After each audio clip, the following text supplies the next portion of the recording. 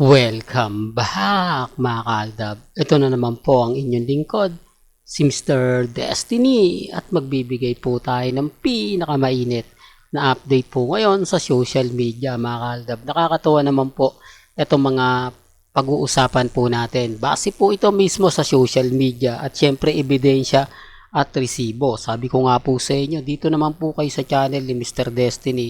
Kung ano po yung nababasa ninyo, napapanood, napapakinggan, relax lang po kayo. Di po ba? Alam nyo naman po na kapag si Mr. Destiny nagbigay ng mga update, 101% yan.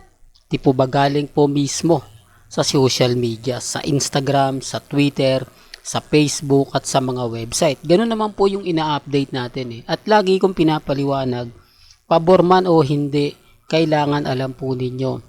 Pabor man sa mga Armain, Main Fanatics, Alden Fanatics, kailangan updated po kayo. Di po ba? Although sinasabi ko, aminado ko, minsan nababas din po ako sa mga ina-update ko. Normal lang naman po yun mga kaaldab. Sabi ko nga po sa inyo, wag po kayong magtatampo kung bakit po paminsan-minsan binibigay ko yung mga update na ayaw po ng Aldab Nation o ayaw po ng mga mamis, mga titas, mga senior. Kailangan ko lang kasing sabihin din sa inyo para magkaroon man po kayo ng encounter sa labas, magkaroon man kayo ng debate, may panlaban po kayo sa mga laging tinatawag tayong kulto, delulo, paasa, di po ba? Yan lang naman po yung gusto kong ipabatid at sabihin po sa inyo. Bagamat maraming ayaw, talagang ganon, di po ba? Nandito tayo sa social media, nandito tayo sa platform na kailangan natin magsalita, kailangan din natin ipahayag yung sarili po natin. Di po ba? Yun ang pinapaliwanag ko lagi dito po sa channel ni Mr. Destiny. Ito papakita ko po sa inyo. Ito trending po ito sa website at syempre sa Facebook na kung saan anong ginagawa daw po nila Mengay at ni Congressman Arjo. Nasaan daw po ang baby? Ito, bakit nga po ba ang tatay po mismo ni Congressman Arjo ang nagsalita ngayon? Pansin nyo, hindi, para lang klaro. Sabi lang po yan ng isang website. Sulat lang po yan sa isang article na kung saan daw po na-interview nga po daw niya ang tatay ni Congressman Arjo. Pero wala naman po akong nakitang interview na naganap. Basta't lumutang lang po ito sa article. Parang dati-rate si Ibiang, di po ba? Pero bakit nga po ba yung tatay niya? Kasi wala na pong maniniwala kay Ibiang. Dapat po talaga si Ibiang yung magsasalita. Although nagsalita na po kasi siya. Ang sabi nga po ni Ibiang, mga bata pa naman daw po sila at may mga karir pa ng inaalagaan. Take your time. Sabi nga po nila, hindi naman daw nila pinipilit na ganito ganyan. Real talk to, sinabi to ni Ibiang. Kaya nga po, binash ko eh. Kaya nga po nagsalita ako ng hindi maganda. Nasaan na yung sinasabi niyang interview kay Ogie Diaz na kapag kinasal sila Mengay at si Congressman, agad-agad hihingi siya ng anak o ng apo. Di po ba? Pasensya na po. Hihingi siya ng apo. Dalawa pa. At ang sabi nga po niya, hayaan niya daw nagtitaping yung mag-asawa, kukunin niya nga po raw. At siya yung mag-aalaga. At itatago niya raw. Hayaan niya daw po yung dalawa na maghanap o hanapin siya. Di, totoo to mga kaaldab. Alam ko na panood niyo po yan. Sa interview po yan ni Ogie Diaz kay Ibiang. Para lang klaro, hindi po kay Christopher Min, kay Ibiang po niya, kay Ogie Diaz po yan. Doon po napanood natin yan mga kaaldab. Kaya nga sabi ko sa inyo, bukod pa po ito sa mga interview ni Corina Sanchez sa bahay po mismo ni Congressman Arjo, na in-interview niya si Arjo at si Ibiang mga kaaldab po ba? Yan ang sinasabi ko mga kaaldab, na kahit ganito po tayo, updated po tayo. Hindi po ba? Kahit sabihin na natin na ayaw natin ng Armin, pero hindi ko pinapalagpas yung mga bagay-bagay na nakakairita, nakakainis, nakakadismaya. Pero kailangan natin itong ipaliwanag. Kailangan ko itong sabihin para lang po sa kaalaman ng lahat. Di po ba?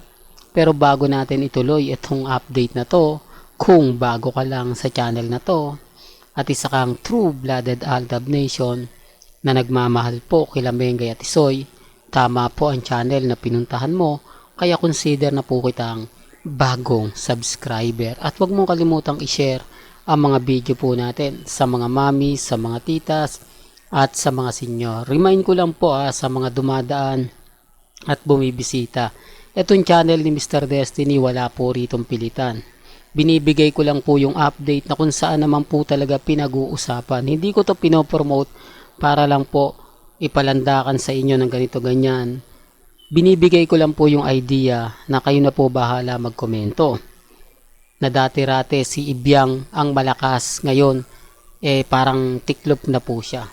Di po ba parang ang naglaon, ang nagmamadali naman nga po ang tatay ni Congressman. Di po ba? Para lang klaro, para lang po sa kaalaman ng lahat. Sabi ko nga po sa inyo, may mga bagay-bagay po na mahirap nga po talagang ipaliwanag, lalong-lalo na nga po pagdating sa social media. Kayo na po bahala mag-react kung ano sa tingin ninyo, kung bakit nga po ba yan ang sinasabi ng pamilya Atayde, mga kaaldab. Para lang klaro. At dito naman po tayo kay Maris Racal. Mag-abang-abang na naman po kayo ng issue. Di po ba? Alam ko mga kaaldab, immune na kayo sa mga bagay na ganyan. Di po ba?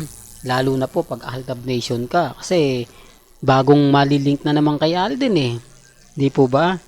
Tapos na-interview na naman siya na malapit na nga po niyang ipakilala ang bagong makakasama niyang aktor. Di po ba? Kaya nga sabi ko sa inyo, relax lang.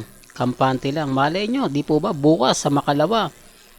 Kakaiba naman po yung pag-uusapan natin.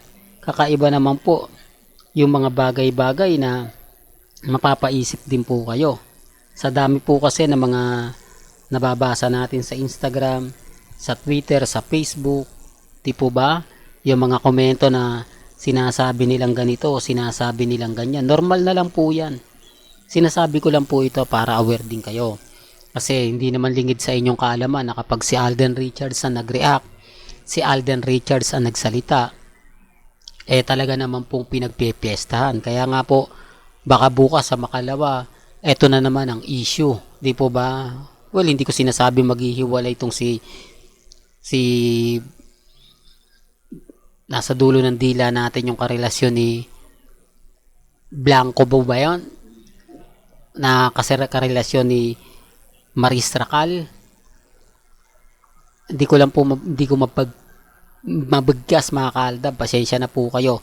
Baka maghiwalay naman to. Hindi wag naman po sana. Issue na naman kay Alden Richards. Di po ba? Yun ang sinasabi ko mga kaaldab. Pero gaya ng sinabi ko, wala pong pilitan May kanya-kanya tayong pananaw at opinion. Well, hanggang dito na lang po ang ating latest updates. Kaya kung gusto nyo pa po ng pinaka-latest at sariwang update, abay tumutok lang po kayo dito po sa channel ni Mr. Destiny para updated po kayo sa mga latest at sa mga bagong video po na ilalabas po natin maya-maya lang. Hanggang sa muli, salamat po sa panonood at pakikinig.